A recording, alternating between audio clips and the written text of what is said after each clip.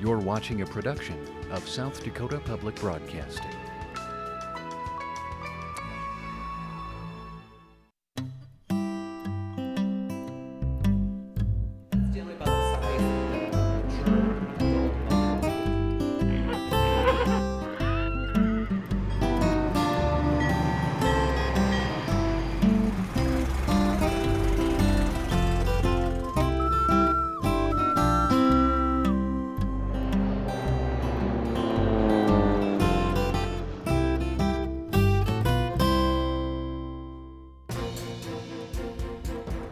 Pettigrew, Moody, Gamble, Pickler, Kyle, Kittredge. All were South Dakotans who gave the state a national voice. In Washington, D.C., serving in the United States Senate or House of Representatives.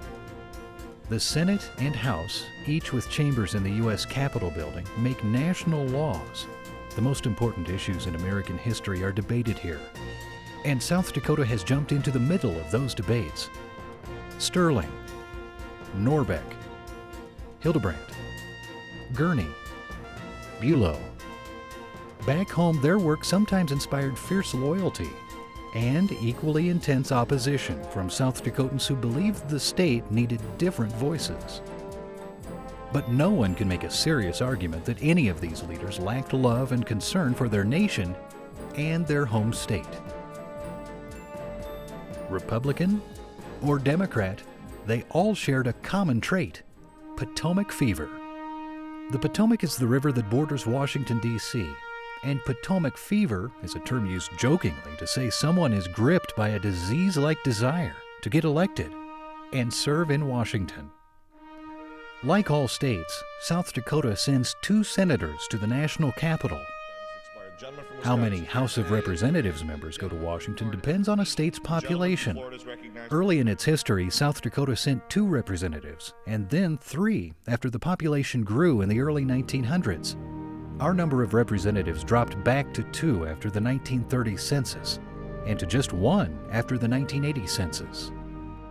I will never forget why I'm standing here today, and I will do all that is in my power to justify your faith in my leadership for South Dakota. It should be remembered some of South Dakota's most important Washington voices weren't elected. Gertrude Bonin, born on the Yankton Reservation before South Dakota statehood, served as a lobbyist, someone who works to inform government officials and to persuade them to take action. Gertrude Bonin lobbied for citizenship for American Indians, which the Senate and House approved in 1924. In 1926, Bonin formed the National Council of American Indians, based in Washington, and continued to look after Indian rights. Much later, in 1999, Kyle's Elsie Meeks was appointed one of 8 U.S. Civil Rights Commissioners, responsible for making certain all Americans experience equality under the law. There's no denying, though, that when South Dakotans think of government in Washington, elected officials come to mind. Berry, Rifle, Abner, Aberesk, Johnson, Janklow, Herseth. Many were colorful personalities, and all worked through turbulent national times. All are worth study. But in this program, we'll look at just a few who were clear, strong voices for their times. South Dakota gained statehood in 1889. If those in Washington figured the new state might sit respectfully quiet for a while, they didn't count on Richard Pettigrew, one of South Dakota's first 2 senators, and possibly its most controversial ever. Pettigrew was well respected as a leader in South Dakota's statehood movement, a Sioux Falls businessman, once owner of the Queen Bee Mill there. Pettigrew was nonetheless suspicious of big business. In Washington, he worked to regulate powerful businesses, banks, and railroads. What does Hawaii have to do with this South Dakota crop? A sugar beet? Plenty, in Pettigrew's mind. In the 1890s, as South Dakota farmers began making money from sugar processed from those beets, there was talk in Washington of making Hawaii part of the nation. Pettigrew believed this a plot by big businesses who wanted to shut American farmers out of the sugar business and ship in cheaper sugar from Hawaii. And in 1898, when the United States launched a war, Pettigrew believed it was a grab for overseas lands, where big businesses could get cheap crops and pay factory workers less than United States employees.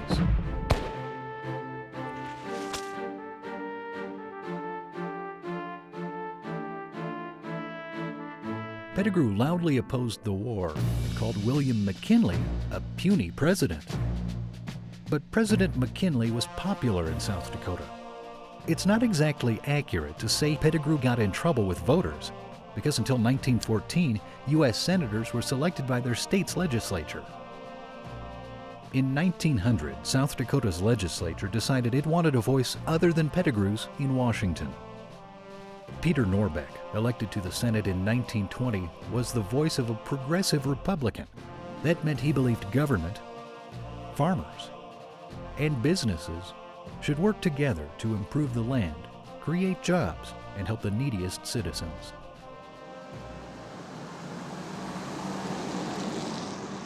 In the field of tourism, Norbeck saw government building roads and individuals creating businesses in partnership to draw millions of people to the state. As a senator, Norbeck got money in Washington so South Dakotans could blast, drill, and chisel to create an important American symbol, Mount Rushmore National Memorial. Early in Norbeck's career, active groups across South Dakota saw themselves as progressive too. They defined progress as winning women the right to vote. Mary Pyle of Huron was a leader in this successful drive. In the 1920s, Mary's daughter Gladys became a voice for the League of Women Voters.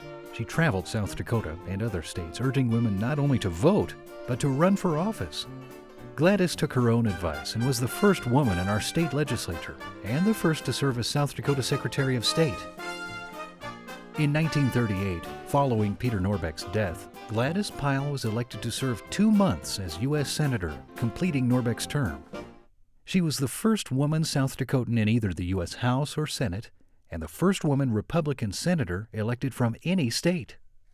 Serving with Gladys Pyle in 1938 and staying in the Senate until his death in 1962 was Francis Case.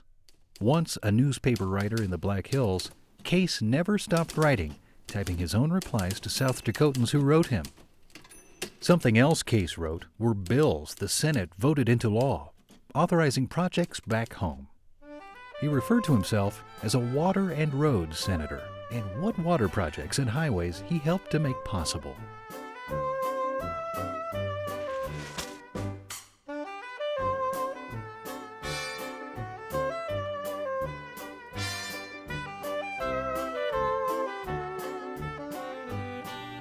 Flood control and electrical power dams on the Missouri River, and the Great Black Hills reservoirs.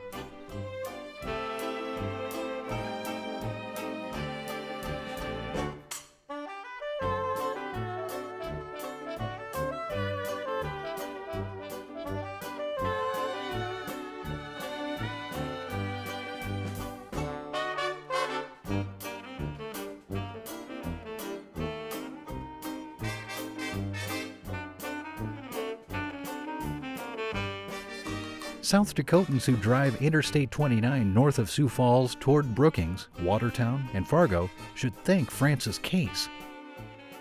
As originally planned in the 1950s, I-29 didn't extend past Sioux Falls. Case believed it should. So did another powerful U.S. Senator, Minnesota's Hubert Humphrey.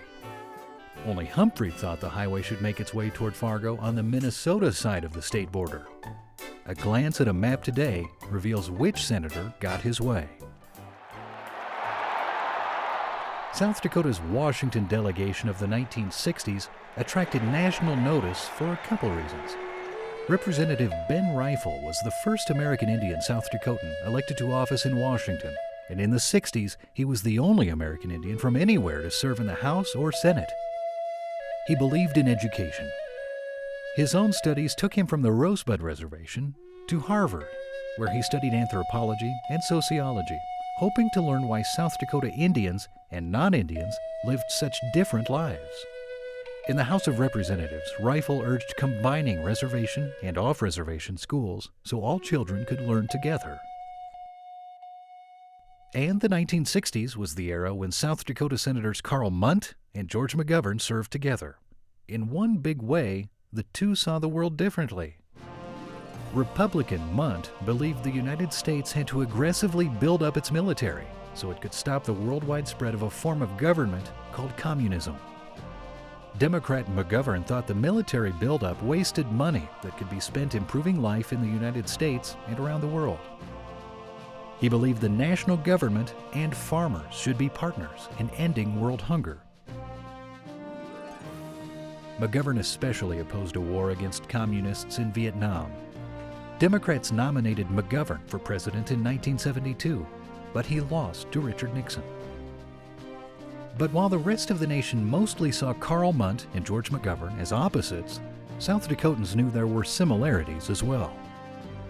Both were former teachers who believed in good schools, and both worked hard for farmers. 20 years later, South Dakota again was served by powerful senators with opposing views. Republican Larry Pressler usually favored a lesser role for Washington government, making him a conservative. Democrat Tom Daschle usually favored a bigger role for national government, which made him a liberal. Daschle became the leader of all Democrats in the Senate. Both Pressler and Daschle learned the ins and outs of Washington by working there prior to being elected. Pressler in the State Department, and Daschle as an aide to South Dakota Senator Jim Abourezk. For both, their first elected office was the U.S. House of Representatives in the 1970s. However they start, political careers in Washington often end suddenly. For example, after winning previous elections by big margins, Senators McGovern, Pressler, and Daschle lost their final campaigns.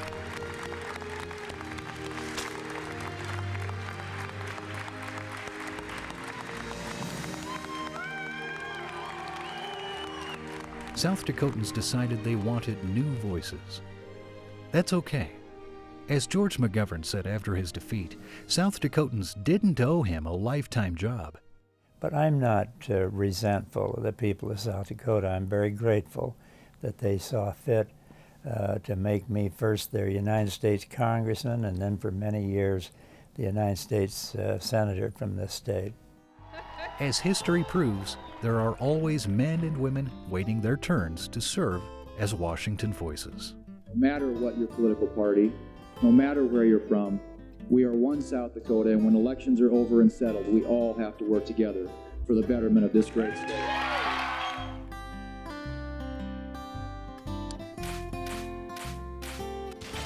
For additional information, a teacher's guide, games, quizzes, and more, log on to dakotapathways.org.